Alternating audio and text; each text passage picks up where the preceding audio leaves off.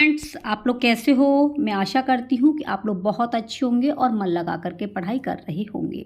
जो भी फ्रेंड्स हमारे सीटेट जुलाई की तैयारी कर रहे हैं तो उनके लिए क्लास बहुत ही महत्वपूर्ण है और बात करेंगे आपके गद्यांश और काव्यांश की।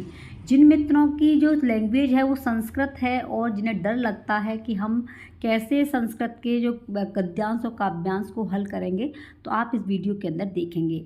आपको पता है कि परीक्षा आपकी ऑफलाइन है और ऑफलाइन में अगर आप गद्यांश और काव्यांश को ऐसे हल करेंगे तो आपके प्रश्न कभी भी गलत नहीं जाएंगे। इसलिए मित्रों, आप लोग इस वीडियो को बड़े ही ध्यान से देखना और अपने सभी संस्कृत के मित्रों को अवश्य शेयर करना। और अगर ये क्लास आपको अच्छी लगती है तो आप लोग कमेंट में अवश्य बताएं, क्योंकि बाकी की क्लास भी संस्कृत की आपकी कराई जाएंगी, संपूर्ण सिलेबस अगर आपका सपोर्ट रहा तो। ठीक है, तो बात करेंगे आपके गद्यांश और काव्यांश को। तो फ्रेंड देखिए, सबसे पहले आपको ये पता होना चाहिए कि आपकी जो लैंग्वेज है वो आपकी संस्कृत है, क्योंकि यहाँ पर हमारे काफ़ी मित्र गलती कर देते हैं। प्रथम भाषा यानी कि इसमें दो भाषाओं को चयन होता है। पहली भाषा हमारी हिंदी होती है, ठीक है। कौन सी होती है? हिंदी पहली भाषा होती है। द्वितीय भाषा में आपको इस तरीके का पेपर देखने को मिलेगा जिसमें आपका भाग 4 होगा जो आपकी सेकंड संस्कृत का होगा, और भाग आपका 5वां होगा जो आपका भाषा सेकंड संस्कृत का होगा। तो आपको ये वाला भाग नहीं करना है, ठीक है। अगर आप ये करते हैं तो यहाँ आपकी गलती होगी और फिर आपके संस्कृत में नंबर कम आएंगे। तो इस चीज़ का आपको विशेष ध्यान रखना है कि आपको ये वाला भाग बिल्कुल भी नहीं करना है। आपको ये भाग करना है, 5वें नंबर का जो होगा वही आपको करना होगा, ठीक है। अब जैसे इस तरीके का आपका पेपर होगा, ये पेपर है आपका जो पिछली बार हुआ था वही है ये। तो इसमें ये दिया गया होगा, निम्नलिखित श्लोकान पठित्वा प्रश्नानाम विकल्पनामोत्तरेभ्य उचिततम उत्तरम चित्वा लिखत। यानी कि नीचे जो श्लोक दिया है उसे पढ़िए, पढ़ के प्रश्नों के उत्तरों को अच्छे से दीजिए, ये दिया गया है। अब आप पर बिल्कुल संस्कृत नहीं आती है तो अब क्या करेंगे? ऐसे में ये श्लोक दिया है, अब इसे कैसे हल करेंगे? तो सबसे पहले आपको ये पढ़ना नहीं है, पहले प्रश्नों को देख लीजिए एक बार। जैसे ही प्रश्नों को देखेंगे, जैसे ये दिया गया है, पर्वत लंघनम कथम कुर्यात्, कस्याकोशः व्ययत वृद्धिं गच्छति, प्रथम श्लोकानुसारेण जीवनम केन शोभते, संसारे निरर्थकम अस्ति। यानी कि जब प्रश्नों को आप पढ़ेंगे तो कहीं ना कहीं जैसे ये लिखा हुआ है पर्वत लंघनम कथम कुर्यात्, तो यहाँ पर आपको देखना है कि पर्वत कहाँ लिखा हुआ है। ये उनके लिए है जिन पर बिल्कुल भी संस्कृत नहीं आती है। तो देखिए यहाँ पर ये लिखा हुआ है, शनै पंथा शनै कंथा शनै पर्वत लंघनम शनै विद्या शनै वृत्तम पंचेतानि शनै शनै। अब इसमें से आपको देखना है कि इसमें आंसर कहाँ पर आपको मिल सकता है। तो इसका मित्रों, अगर आपका कुछ नहीं आता है तो देखिए, शीर्षायानी आलस्यन वेगेन, इसमें बार बार पर आया है शनै। क्या आया है? शनै आया है। अगर आपने डी ऑप्शन चुना है तो बिल्कुल सही है। तो सबसे पहले हम इसके अर्थ को समझ लेते हैं, ठीक है, क्योंकि अर्थ भी जानना बहुत ज़रूरी है। इसमें दिया गया है, शशिना शोभते रात्रि सृष्टि सूर्येण शोभते सत्येन शोभते वाणी सदाचारेण जीवनम। यानी कि रात्रि में सुशोभित होता है आपका चंद्रमा, सृष्टि सूर्येण शोभते, और सूर्य से ही पूरी संपूर्ण सृष्टि सुशोभित होती है, और सत्येन शोभते वाणी, वाणी जो है सत्य से सुशोभित होती है, सदाचारेण जीवनम, और जीवन जो है सदाचार से सुशोभित होता है। अपूर्व कोऽपि कोशोऽयं विद्यते तव भारती वेय तो वृद्धि मायाति क्षय मायाति संच्यति।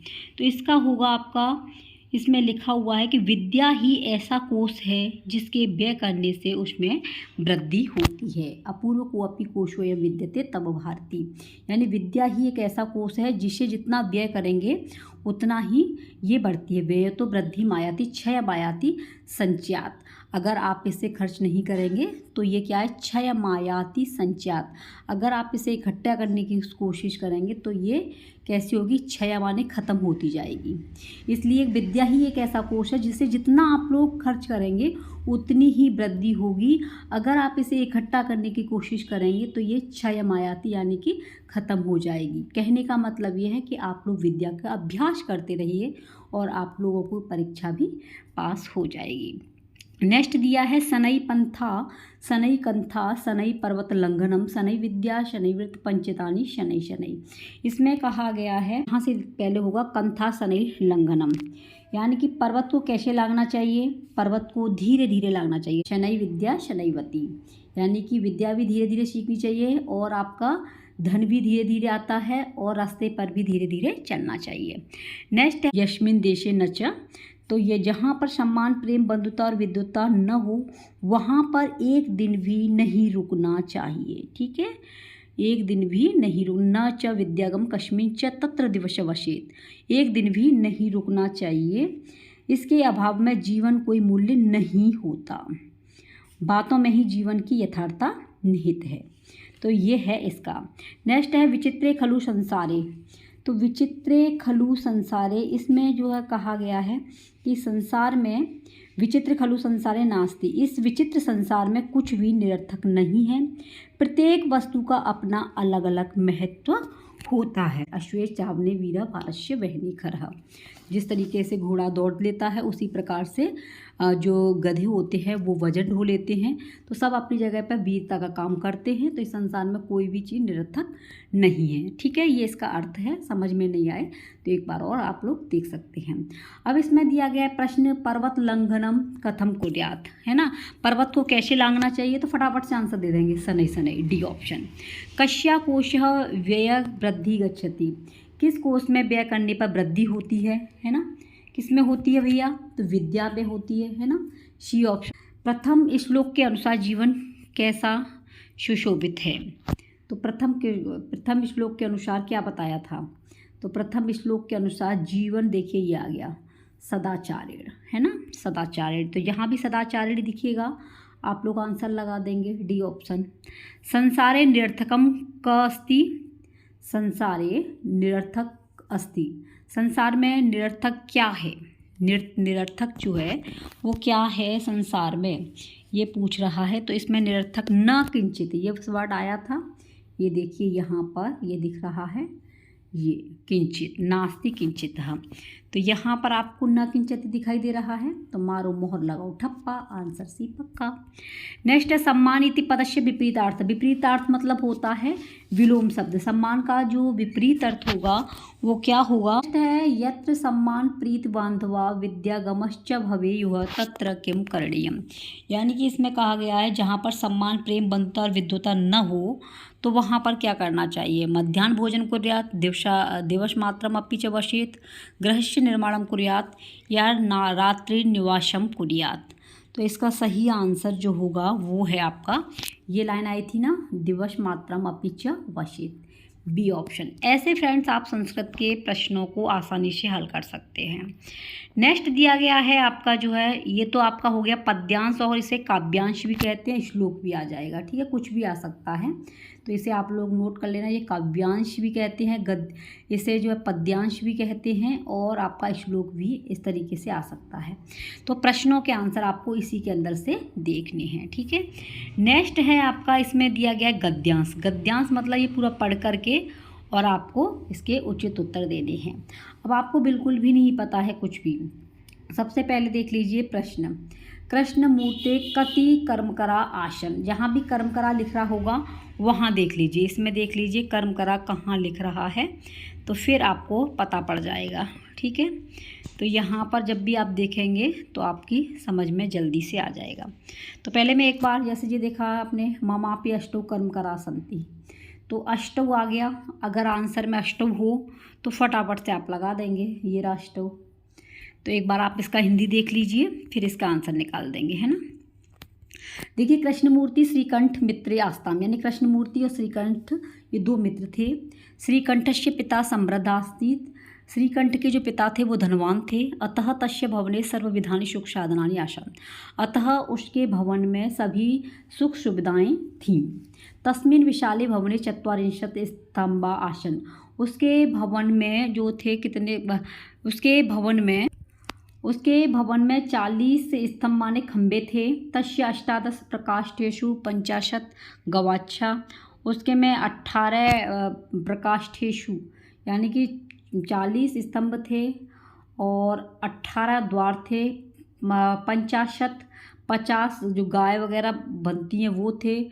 44 द्वार थे और 60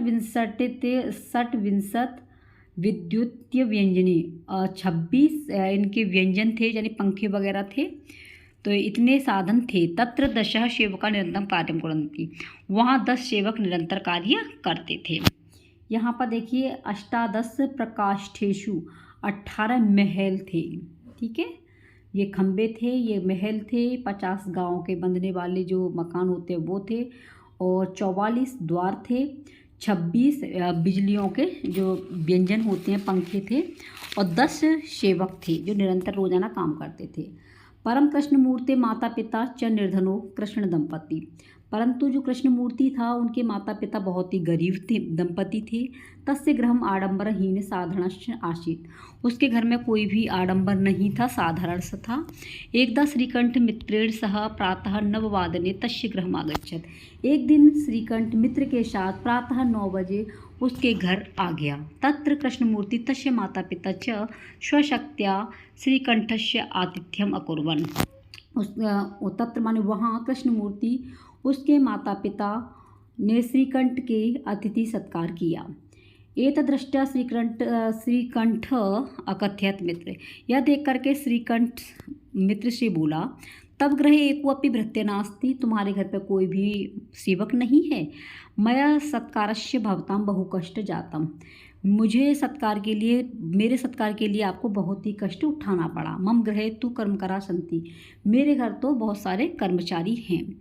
तदा कृष्णमूर्ति अवदत्। तब कृष्णमूर्ति बोला, मित्र ममापि 8 कर्मकरा सन्ति। मेरे भी 8 कर्मचारी हैं। श्रीकंठ अकथयत्। श्रीकंठ बोला, मित्र किंतु ते न दृश्यन्ते। मित्र किंतु मुझे दिखाई नहीं दे रहे। भवान भवतां माता पिता च एवं अत्र कार्यं कुर्वन्ति। मेरे माता पिता ही यहाँ कार्य करते हैं। कृष्णमूर्ति अकथयत् मित्र। कृष्णमूर्ति मित्र से बोला, भवान सम्यक चिंत्यति। हाँ, आप सही ही सोच रहे हो, विचार कर रहे हो। अहम स्वकर्म कारणं परिचयं वांची। मैं अपने कर्मकार से आपको परिचय कराऊंगा। श्रीकंठ अकथयत् कार्यतु। श्रीकंठ बोला, कृष्णमूर्ति अकथयत् मम कर्मकरा सन्ति। कृष्णमूर्ति बोला, मेरे कर्मचारी भी हैं। 2 पादौ 2 पैर हैं, 2 हस्तौ 2 हाथ हैं, 2 नेत्रे 2 नेत्र हैं, 2 श्रोतो इति 2 कान हैं। एते प्रतिक्षणं मम सहायकर्तम कार्यं कुर्वन्ति। ये ही मेरे कार्य की सहायता करते हैं। किंतु तम भृत्वा सदैव सर्वत्र च उपस्थिता न भवन्ति। किंतु तुम्हारे जो सेवक होते हैं वो हमेशा उपस्थित नहीं रहते हैं। धतो अपि भृत्यानां कृते एतद् संभवेव नास्ति। ये सभी जो सेवक होते हैं एक साथ में संभव नहीं हो सकते। त्वं तु स्वकार्यं सर्वदा भृत्याधीनः। तुम्हारे जितने भी कार्य होते हैं वो सभी सेवक के अधीन होते हैं। यदा तदा ते अनुपस्थिता तदा तदा त्वं कष्टम अनुभवति। जब वे अनुपस्थित होते होंगे तब तुमको कष्ट का अनुभव होता होगा। स्वावलंबने तु सर्वदा सुखमेव। स्वावलंबी हमेशा सुख प्राप्त करता है। कदापि कष्टम न भवति। कोई भी कष्ट नहीं होता है। श्रीकंठ अवदत् मित्र। श्रीकंठ बोला, मित्र तव वचनानि श्रुत्वा मम मनसि महती प्रसन्नता जाता। तुम्हारे वचनों को सुनकर के मेरे मन में बहुत ही प्रसन्नता आ गई है। अधुना अहमपि स्वकार्येण स्वमेव कर्तुम इच्छामि। अतः आज से ही मैं अपना कार्य स्वयं ही करूँगा। भवतु सार्धद्वादशामिदं साम्प्रते गृहं चलामि। भवतु 12:30। अब भवतु माने अब 12:30 बज चुके हैं। साम्प्रते गृहं चलामि। अब मुझे घर पर जाना चाहिए। ठीक है, तो ये था इसका अर्थ। अब आपकी समझ में भी आ गया होगा। 1-2 बार आप करेंगे तो आसानी से समझ में आ जाएगा। तो कृष्णमूर्ति कति कर्म करा आसन। तो देखिए यहाँ पर दिया गया था कि अष्टौ कर्म करा आसी, ये ध्यान रखना है। कृष्णमूर्ति ये दिया गया है, तो यहाँ पर आप लोग मारेंगे। अगर डी आपने लगाया है तो अब की बार सीटेट आपका क्लियर है, ठीक है। अष्टौ सह इति योगेन कतम वाक्यम समीचीनी, यहाँ पर आपको बिल्कुल भी पैराग्राफ नहीं देखना है। इसमें दिया गया है कि सह के साथ में किस वाक्य को सही से मिलाना चाहिए, ये इसमें कहा गया है। तो इसमें जो है श्री कृष्ण तेन सह गृहम अगच्छत, यानी कि योग के साथ में कौन सा वाक्य सही है, तो यहाँ पर आएगा श्रीकंठ तेन सह गृहम अगच्छत, श्रीकंठ उसके साथ घर को गया। सी ऑप्शन बिल्कुल सही है, ठीक है। नेक्स्ट है इसका कश्य गृहम आडंबर विहीन आशीत, तो आपने पढ़ा था कि इसका घर आडंबर से विहीन था, तो कृष्णमूर्ति का था, है ना, आडंबर नहीं थे बिल्कुल भी। कृष्णमूर्ति माता पिता कथम आस्ताम, कृष्णमूर्ति के माता पिता कैसे थे, क्या वो अधिकारी थे, सभापति थे, धनवान थे या निर्धन थे, तो आपको पता है दंपति निर्धनो अस्ति, डी ऑप्शन राइट है। अगला है तस्य भवने कति द्वाराणि आसन, उसके भवन में कितने द्वार थे, तो देखिए फटाफट से आप लोग चले जाएंगे और आपको एक भी मिनट इधर उधर नहीं गंवानी है। यहाँ पर ये दिया गया है, बिल्कुल सही आंसर जाएगा अगर आप पैराग्राफ को अच्छे से पढ़ेंगे। अपना दिमाग अगर दौड़ा दिया तो क्वेश्चन आपके गलत हो जाएंगे, ठीक है, क्योंकि इसके आंसर आपको पैराग्राफ से ही देने हैं। उसके भवन में कितने द्वार थे, तो ये आगे चतुश्चत्वारिंशत् द्वार थे। कश्य भवने सर्व विधानी सुख साधनानि आसन, किसके भवन में सभी सुख सुविधाएँ थीं, तो श्रीकंठ के, रामकृष्ण के, किसके में थी, तो आपको पता है श्री कृष्ण और कृष्णमूर्ति दो ही मित्र थे, तो इसमें श्रीकंठ के घर में सारी सुविधाएँ थीं, ये ऑप्शन सही है। सांप्रतम इति पदस्य पर्याय भवति, जहाँ पर इति आ जाए वहाँ पैराग्राफ देखने की आवश्यकता नहीं है। इसमें पूछा है सांप्रत जो पद है उसका पर्यायवाची क्या है, तो पर्यायवाची बताना है, तो 100 ये है आपका अधुना, अधुना माने सांप्रत है, इसका ए ऑप्शन राइट है। इक्त्वा प्रत्यांत शब्द कह, इक्त्वा जो प्रत्यांत शब्द है वो कौन सा है, तो ऐसा कौन सा शब्द है जिसमें इक्त्वा लगा हुआ है, तो कुछ चलामी में लगा नहीं है, स्वयं में भी नहीं है, अगर प्रत्यय पड़ी होंगी तो श्रुत्वा में इक्त्वा लगा हुआ है, इसलिए इसका सही आंसर बी ऑप्शन सही है, ठीक है। नेक्स्ट है सर्वदा सुखम कुत्र आस्ति, सभी सुख कहाँ पर होते हैं, कहाँ से प्राप्त होते हैं, तो सभी सुख बताया था ना स्वावलंबने, है ना, ये आए हैं ना, यहाँ पर देखिए सभी सुख जो प्राप्त होते हैं वो कहाँ पर होते हैं, वो आपके स्वावलंबी होने पर होते हैं, ये बात कही थी, ये रही स्वावलंबने तो सर्वदा सुखमेव, ठीक है। इसमें पैराग्राफ में दिया गया है, इसलिए मित्रों आप लोग आसानी से इसे कर सकते हैं, अगर थोड़ी सी मेहनत कर लेंगे तो आपके पैराग्राफ से 15 नंबर आते हैं, 15 नंबर में से आप 15 लेके आ सकते हैं, बस मेहनत आपको करनी होगी, तो इसका ए ऑप्शन राइट है। अगला है कविता पाठनम, देखिए ये एक आपके जो हैं ये क्वेश्चन यहाँ तक ये आपके पद्यांश और काव्यांश के हैं, ठीक है, 15 क्वेश्चन। यहाँ से आगे आपके जो हैं आएंगे समझ पर आधारित, जैसे कविता पाठम क्रियते, कविता का पाठ कैसे किया जाता है, विचाराणाम बोधर्थम आनंदार्मुक्तम च, विचारों का ज्ञान और आनंद की प्राप्ति के लिए, नवीन शब्दों के ज्ञान के लिए, वर्तनी व्याकरण के ज्ञान के लिए, छंदोबद्ध रचना के ज्ञान के लिए। तो जहाँ भी आपको आनंद की प्राप्ति हो रही हो, तो बिल्कुल मैं आपको टैग वर्ड की एक वीडियो लेके आऊँगी, उसे आप लोग अवश्य देखना, तो संस्कृत में आप आसानी से प्रश्नों को हल कर सकते हैं, जो भी आपके ऐसे क्वेश्चन आएंगे, तो इसका ए ऑप्शन राइट है। अगला है विभिन्न विषयाणाम ज्ञानस्य कृते विद्यार्थिन मातृभाषा उपयोग, विभिन्न विषयों में ज्ञान को बढ़ाने के लिए विद्यार्थियों को मातृभाषा का उपयोग करना चाहिए, तो इसका सही ऑप्शन क्या है, ज्ञान प्राप्ति सहायता के लिए या इतर भाषा के लिए या अन्य भाषाओं के ज्ञान प्राप्ति के लिए, इसका आंसर कौन सा सही जाएगा ये आपको बताना है। तो फ्रेंड्स देखिए संस्कृत काफ़ी इजी है, ऐसा नहीं है कि आपको ये लगे कठिन है, बस आपको प्रैक्टिस करनी होगी और आसानी से आप लोग इसका आंसर दे सकते हैं।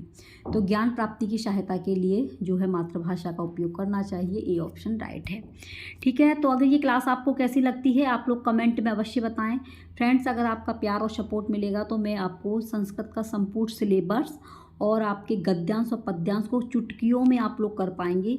ये वो हैं जो आपको पिछले पेपर में आ चुके हैं, ठीक है। और पिछले पेपर आपके सीटेट की परीक्षा के लिए मोस्ट इम्पोर्टेंट होते हैं। अगर आप सीटेट को क्वालिफाई करना चाहते हैं, संस्कृत में नंबर लेना चाहते हैं कि 30 में से हमारे 28 नंबर आ जाएं, तो यही जो है आपको क्लास जो है दिला देगी। क्योंकि फ्रेंड्स मेरा भी लैंग्वेज है संस्कृत है और मेरे भी संस्कृत में 28 नंबर आए हैं और मैंने वीडियो भी बनाई है, आप लोग देख सकते हैं। मेरे बहुत अच्छे नंबर सीटेट में आए थे। इसलिए फ्रेंड्स आप लोग इन्हें देखिए, सपोर्ट कीजिए, चैनल को सब्सक्राइब कर लेना और अपना प्यार कमेंट में अवश्य लिखना। किस जिले से वीडियो को देख रहे हैं जी जरूर बताना। मिलते हैं नेक्स्ट वीडियो में। आप अपना ख्याल रखना। Take care, bye bye.